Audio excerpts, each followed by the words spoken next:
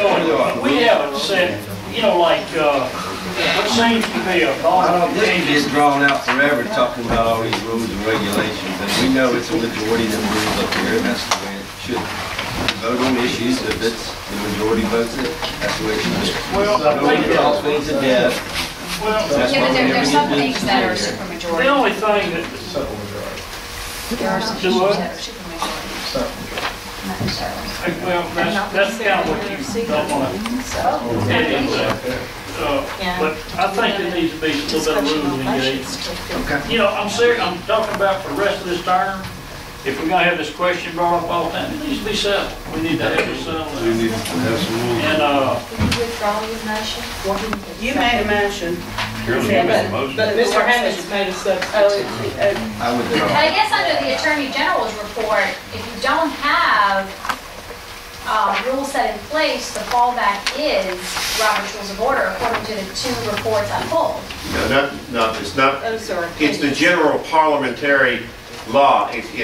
Robert's Rules of Order have never been codified by statute. They say if you don't have anything, you go back to the general parliamentary law, such as either Robert's Rules of Order or the Cannon's Treatise or the Jefferson, one of the established things. Now, Roberts is by far the most widely used, and so that's what they would go to as an example, but you don't have to go there. That's just where you can go. all right, Ms. Davis, you get through here. Yeah, I would just like to see these meetings from now on not get, talk issues of death that don't need to be talked about. Yeah. Decisions be made. Okay, we have a motion and a second on the floor to schedule a work session, but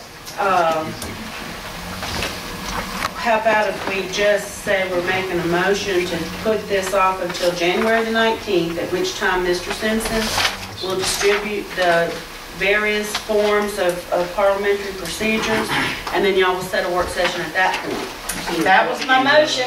We're taking it under advisement until January the 19th. Second. But we have a second by Mr. Elisha, if that's a second. Mr. Second, Mark, okay, all in favor of that motion? Opposed, motion carries. All right, Cash, let's see, school board budget issues, all in the two now. I just have some questions. You know, I read the paper, the article that was in the newspaper, and I just have some questions as an alderman that I was hoping, Mr. Mayor, we could answer, just so that I am, and possibly everyone else on the board, specifically the new members, understand the whole picture as best we can. And I just have, it's not that many, too bad. Could Mr. Mayor, could you just explain how the system works with taxes and how they come into us and how they're dispersed? And I could let my chauffeur tell you. No, we get, Becky just does distribution.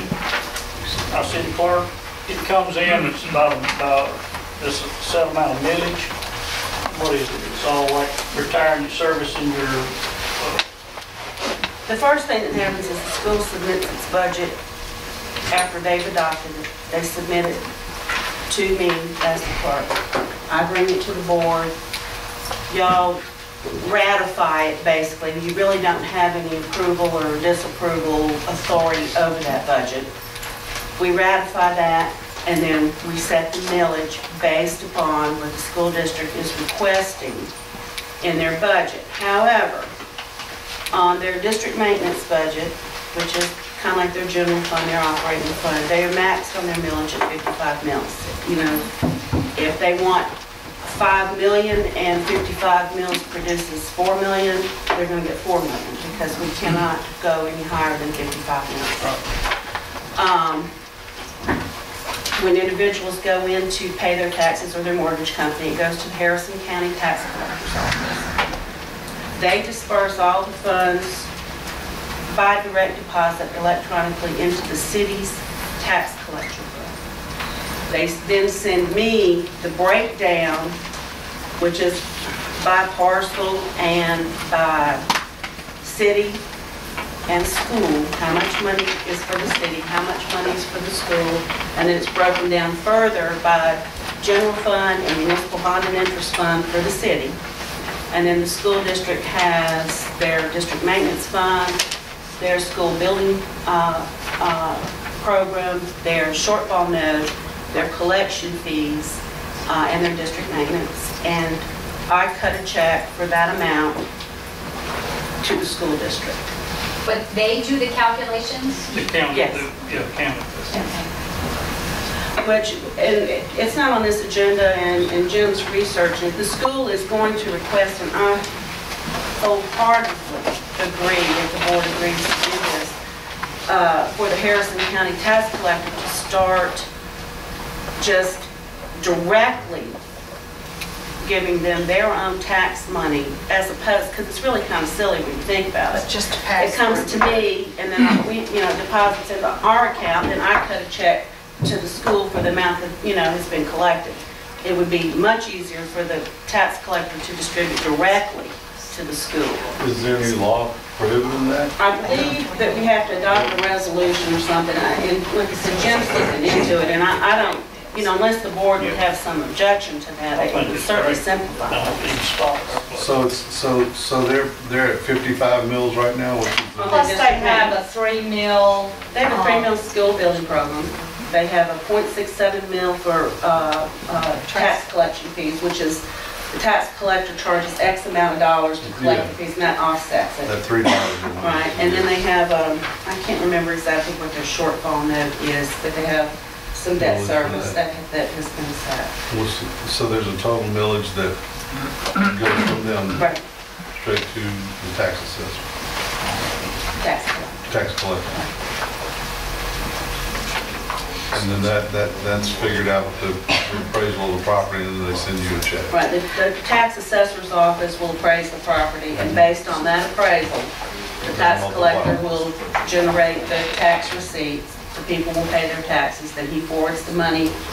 Well, actually, he does a direct deposit into the tax collector's fund, and he sends me the documentation, and I cut the checks based on what he's given me.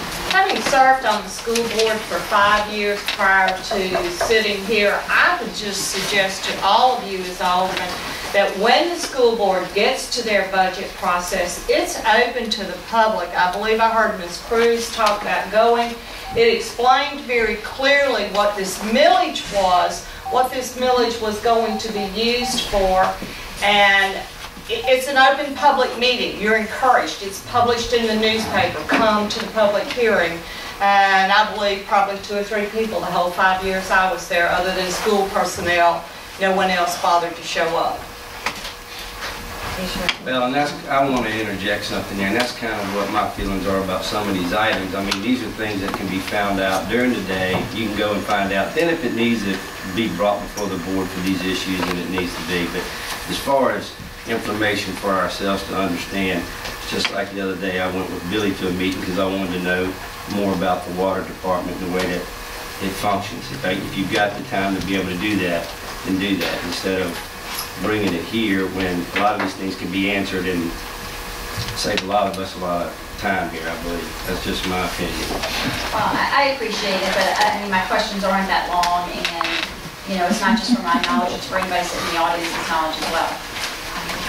And maybe next year I'll take your advice and attend the meetings. Unfortunately, I did not do that this year, and may not have been an issue had this $1 million not been lost. So I would like to continue my questions. I guess, did the city receive the proper amount of money from the tax collector's office? We are probably at about 70,000 that we're still not sure. But Mr. Tuggle, who we hired, to help with finances, that's something that he has been assigned to. Really and truthfully, it's very simple math. Assessed value times millage equals this amount of money, and that's what should be coming in. And why the city is staying on their numbers, but the school is not, tells me that it has to be coming from the taxing district that is outside the taxing district L, which is